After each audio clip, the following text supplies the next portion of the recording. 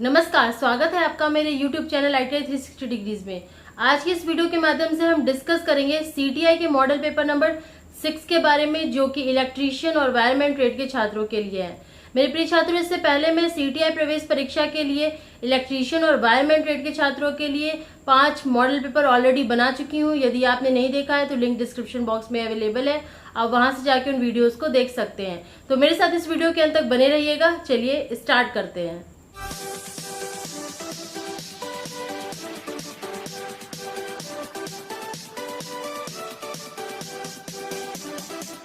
Question number 1 है, वैद्युतिक उपकरणों के साथ काम करते समय आपको फिल इन द ब्लैंक्स चाहिए। ऑप्शन चेक कर लेते हैं। ऑप्शन ए है बहुत तेजी से काम करना चाहिए। ऑप्शन बी है सभी लिखित प्रक्रियाओं का पालन करना चाहिए। ऑप्शन सी है गीले बूट पहनने चाहिए। ऑप्शन डी है काम पूरा करने के बारे में सोचना चाहिए। तो जब भी आप बिजली के उपकरणों के साथ काम करते हैं तो उस समय जो भी आपको इंस्ट्रक्शंस लिखे हुए हैं, रिटन इंस्ट्रक्शंस जो भी हैं, उनको बहुत अच्छे से उन्हें पढ़ना चाहिए और उसका पालन करना चाहिए। इसलिए इसका आंसर क्या हो जाएगा? ऑप्शन बी, सभी लिखित प्रक्रियाओं का पालन करना चाहिए। क्वेश्चन नंबर 2 है, इलेक्ट्रोलिसिस में कौन सा नियम लागू होता है? ऑप्शन चेक कर लेते हैं। ऑप्शन ए है ओम्स लॉ, ऑप्शन बी है गॉस लॉ, ऑप्शन सी है फैराडेज लॉ और ऑप्शन डी है कूलम्ब्स लॉ। तो जो इलेक्ट्रोलिसिस होता है उसमें फैराडे के वैद्युत अपघटन संबंधी नियम लागू होता है। इसलिए इसका आंसर क्या होगा? Option C, Faraday's law. Question number 3 है, एक लेड एसिड सेल में hydrogen fill in the blanks पर मुक्त होती है। ऑप्शन चेक कर लेते हैं। ऑप्शन ए है ऋणात्मक प्लेट पर, ऑप्शन बी है धनात्मक प्लेट पर, ऑप्शन सी है दोनों ऋणात्मक प्लेट और धनात्मक प्लेट पर, ऑप्शन डी है ना तो ऋणात्मक प्लेट पर ना ही धनात्मक प्लेट पर। तो जो लेड एसिड सेल होता है उसमें हाइड्रोजन ऋणात्मक प्लेट पर यानी कि कैथोड पर मुक्त होता है, और जो ऑक्सीजन गैस होती है वो धनात्मक प्लेट पर यानी कि एनोड पर मुक्त होती है। इसलिए इसका आंसर क्या होगा? Option A, lead acid cell में हाइड्रोजन गैस ऋणात्मक प्लेट यानी कि कैथोड पर मुक्त होती है। क्वेश्चन नंबर 4 है, SWG का पूर्ण रूप क्या है? ऑप्शन चेक कर लेते हैं। Option A standard wire gauge, option B है stand wire gauge, option C है स्मार्ट वायर गेज और ऑप्शन डी है स्पेशल वायर गेज। तो जो SWG होता है उसका फुल फॉर्म होता है स्टैंडर्ड वायर गेज, और इसका उपयोग करते हैं तारों की मोटाई नापने के लिए, और साथ में ही जो शीट होती है उसकी मोटाई नापने के लिए इसका प्रयोग किया जाता है। इसलिए इसका आंसर क्या होगा? Option A, standard wire gauge. Question number 5 है, डेल्टा संयोजित परिपथ में जब एक प्रतिरोध खुल जाता है तो शक्ति होगी fill in the blanks. Option check कर लेते हैं। ऑप्शन ए है 0, ऑप्शन बी है 3 गुना बढ़ जाएगी, ऑप्शन सी है 1/√3 गुना घट जाएगी और ऑप्शन डी है 1/3 गुना घट जाएगी। तो डेल्टा संयोजन में जब एक वाइंडिंग या एक प्रतिरोध खुल जाता है तो उस समय जो शक्ति होती है वो 1/√3 गुना घट जाती है। इसलिए इसका आंसर क्या होगा? ऑप्शन सी, 1/√3 गुना घट जाएगी।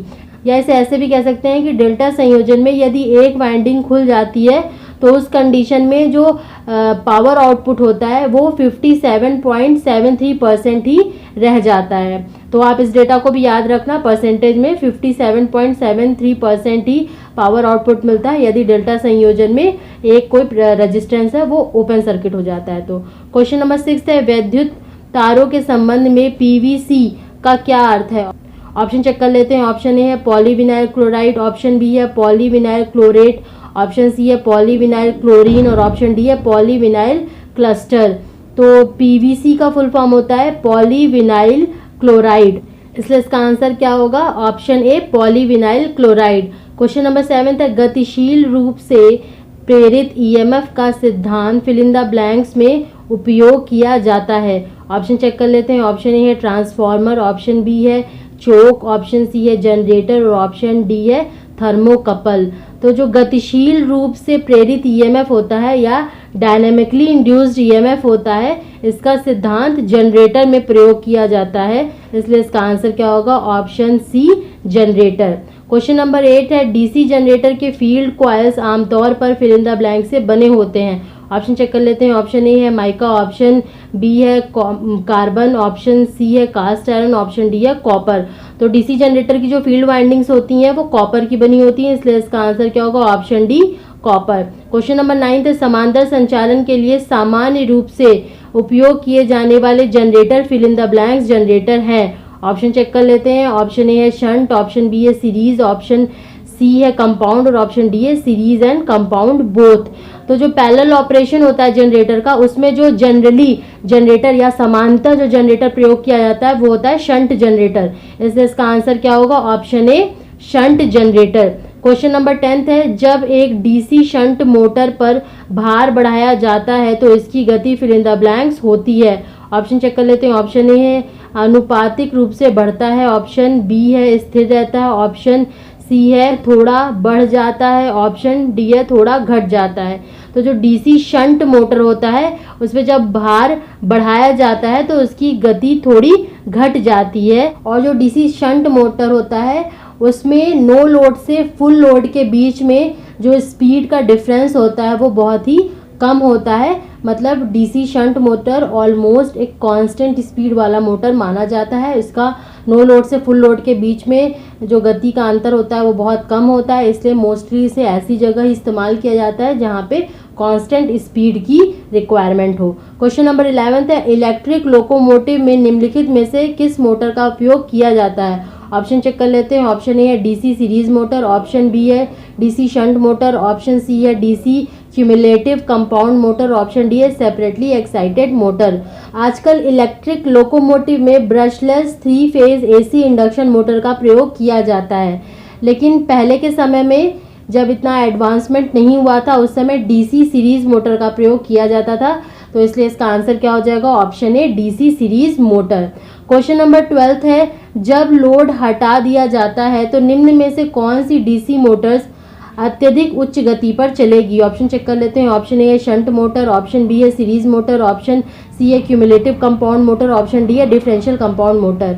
तो लोड हटा लेने पे या नो लोड कंडीशन में डीसी सीरीज मोटर बहुत ही उच्च गति पर घूमने लगती है, इसलिए डीसी सीरीज मोटर को कभी भी नो लोड कंडीशन में स्टार्ट नहीं किया जाता है। इसलिए इसका आंसर क्या होगा? Option B DC series motor.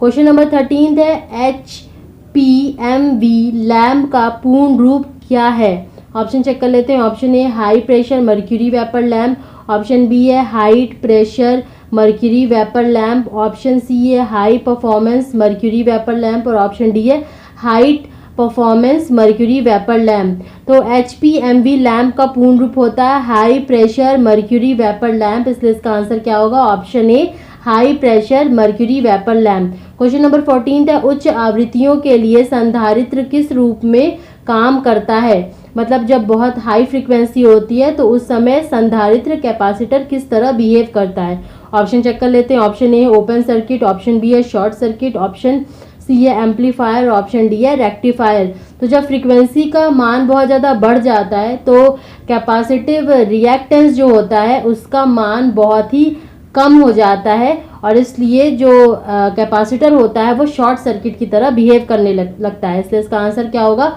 Option B short circuit. Question number 15 है, निम्नलिखित में से किस सर्किट में शून्य पावर फैक्टर होगा? ऑप्शन चेक कर लेते हैं। ऑप्शन ए है रेजिस्टेंस, ऑप्शन बी है RL सर्किट, ऑप्शन सी है RC सर्किट और ऑप्शन डी है प्योर इंडक्टिव। तो जो प्योर इंडक्टिव सर्किट होता है उसके वोल्टेज और करंट वेक्टर के बीच का एंगल होता है 90 डिग्री, और cos 90 जो कि पावर फैक्टर कैलकुलेट करने का फॉर्मूला होता है उसका वैल्यू क्या हो जाएगा? 0। cos 90 is equals to 0। इसलिए प्योर इंडक्टिव सर्किट में पावर फैक्टर का मान शून्य होता है, इसलिए इसका आंसर क्या हो जाएगा? Option D pure inductive circuit. Pure capacitive circuit का भी पावर फैक्टर शून्य होता है। रजिस्टिव सर्किट का, प्योर रजिस्टिव सर्किट का पावर फैक्टर यूनिटी होता है। ये भी क्वेश्चंस एग्जाम में पूछा जाता है कि किस सर्किट का पावर फैक्टर यूनिटी होता है, तो जो प्योर रजिस्टिव सर्किट होता है उसका पावर फैक्टर यूनिटी होता है। और RL सर्किट और RC सर्किट इसका पावर फैक्टर 0 से 1 के बीच में होता है। क्वेश्चन नंबर 16 है, एक transformer fill in the blanks. Option check कर लेते हैं। ऑप्शन ए AC को DC में बदलता है, ऑप्शन बी है DC को AC में बदलता है, ऑप्शन सी है DC वोल्टेज को बढ़ाता है या घटाता है, ऑप्शन डी है AC वोल्टेज को बढ़ाता है या घटाता है। तो जो ट्रांसफॉर्मर होता है वो AC वोल्टेज को स्टेप अप या स्टेप डाउन करता है, यानी उसके मान को बढ़ाता है या घटाता है। इसलिए इसका आंसर क्या हो जाएगा? ऑप्शन डी AC वोल्टेज को बढ़ाता है या घटाता है। क्वेश्चन नंबर 17 है, टैप चेंजर आमतौर पर फिल इन द ब्लैंक्स में लगाया जाता है। ऑप्शन चेक कर लेते हैं। ऑप्शन ए है पावर ट्रांसफार्मर, ऑप्शन बी है अर्थिंग ट्रांसफार्मर, ऑप्शन सी है करंट ट्रांसफार्मर, ऑप्शन डी है आइसोलेशन ट्रांसफार्मर। तो जो टैप चेंजर होता है उसका प्रयोग पावर ट्रांसफार्मर में किया जाता है और टैप चेंजर का काम होता है जो वाइंडिंग्स में नंबर ऑफ टर्न्स होते हैं उसको परिवर्तित करना। तो इसलिए इसका आंसर क्या हो जाएगा, option A power transformer. Question number 18 है आर्क वेल्डिंग में प्रयुक्त ट्रांसफार्मर किस प्रकार का होता है। ऑप्शन चेक कर लेते हैं। Option A step down, option B है स्टेप अप, ऑप्शन सी है 1-to-1 और ऑप्शन डी है इंस्ट्रूमेंट ट्रांसफार्मर। तो आर्क वेल्डिंग में जो ट्रांसफार्मर प्रयोग किया जाता है वो एक स्टेप डाउन प्रकार का ट्रांसफार्मर होता है, इसलिए इसका आंसर क्या होगा, option A step down. Question number 19 है एक multimeter fill in the blanks को मापता है। ऑप्शन चेक कर लेते हैं। ऑप्शन ए है करंट, ऑप्शन बी है वोल्टेज, ऑप्शन सी है करंट वोल्टेज एंड रेजिस्टेंस और ऑप्शन डी है रेजिस्टेंस। तो जो मल्टीमीटर होता है वो करंट वोल्टेज और रेजिस्टेंस तीनों को ही माप सकता है, इसीलिए इसको मल्टीमीटर कहा जाता है। इसका आंसर क्या होगा, option C current voltage and resistance को मापता है। क्वेश्चन नंबर 20 है पीएमएमसी प्रकार के उपकरणों का पैमाना फिल इन द ब्लैंक्स है। ऑप्शन चेक कर लेते हैं। ऑप्शन ए है यूनिफॉर्म, ऑप्शन बी है नॉन यूनिफॉर्म, ऑप्शन सी है cramped at lower ends and option D है क्राउडेड इन द मिडल। तो जो पीएमएमसी प्रकार का उपकरण होता है उसका जो पैमाना होता है यानी इसका जो स्केल होता है वो यूनिफॉर्म स्केल होता है, इसलिए इसका आंसर क्या होगा, option a uniform. Question number 21 है निम्नलिखित में से कौन ट्रांसफार्मर का एक भाग है। ऑप्शन चेक कर लेते हैं। ऑप्शन ए है बुशिंग, ऑप्शन बी है कम्यूटेटर, ऑप्शन सी है टैको गेज और ऑप्शन डी है रेसिपेटर। तो जो निम्नलिखित में से जो भी ऑप्शंस में दिए हुए हैं उसमें से बुशिंग जो होता है वो ट्रांसफार्मर का एक भाग होता है, तो इसलिए इसका आंसर क्या होगा, ऑप्शन ए बुशिंग। क्वेश्चन नंबर 22 है निम्नलिखित में से कौन सा नियम प्रदीप्ति से संबंधित है। ऑप्शन चेक कर लेते हैं। Option A Joule's law, option B है लेंजेस लॉ, ऑप्शन सी है लैम्बर्ट्स कोसाइन लॉ और ऑप्शन डी है किरचॉफ्स लॉ। तो जो लैम्बर्ट्स कोसाइन लॉ होता है वो प्रदीप्ति से संबंधित है, इसलिए इसका आंसर क्या होगा, option C Lambert cosine law.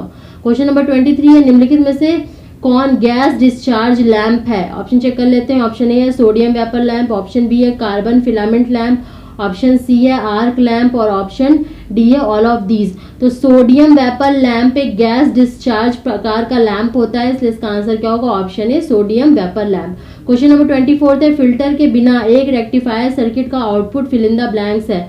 Option check कर लेते हैं। ऑप्शन ए है 50 हर्ट्ज एसी, ऑप्शन बी है स्मूथ डीसी, ऑप्शन सी है पल्सेटिंग डीसी और ऑप्शन डी है 60 हर्ट्ज एसी। तो फिल्टर सर्किट के बिना जो रेक्टिफायर का आउटपुट होता है यानी अगर किसी रेक्टिफायर में फिल्टर सर्किट प्रेजेंट नहीं है तो उसका जो आउटपुट होता है वो एक पल्सेटिंग डीसी होता है, इसलिए इसका आंसर क्या होगा, option C pulsating DC. Question number 25 है रोटर की संरचना के आधार पर निम्न में से किस प्रकार की 3 फेज प्रेरण मोटर संभव हो सकती है। ऑप्शन चेक कर लेते हैं। Option A squirrel cage induction motor, option B है slip ring induction motor, option C है both squirrel cage induction motor and slip ring induction motor, option D है नन ऑफ दीज। तो जो rotor की संरचना के आधार पर 3 फेज प्रेरण मोटर का वर्गीकरण किया जाता है या जो प्रेरण मोटर संभव हो सकती है वो होती है squirrel cage induction motor and slip ring induction motor, इसलिए इसका आंसर क्या होगा, option C both squirrel cage induction motor and slip ring induction motor. ये थे 25 महत्वपूर्ण प्रश्न जो कि सीटीआई प्रवेश परीक्षा की दृष्टि से इलेक्ट्रीशियन और वायरमैन ट्रेड के छात्रों के लिए बहुत ही महत्वपूर्ण है। मेरे प्रिय छात्रों, ऐसे और भी मॉडल पेपर मेरे चैनल पे अपलोड किए जाएंगे, तो यदि आपने मेरे चैनल को सब्सक्राइब नहीं किया तो मेरे चैनल को सब्सक्राइब कर लें और साथ में ही नोटिफिकेशन बेल दबा लें ताकि जैसे ही कोई वीडियो अपलोड हो उसका नोटिफिकेशन आपके पास तुरंत पहुंच जाए। धन्यवाद।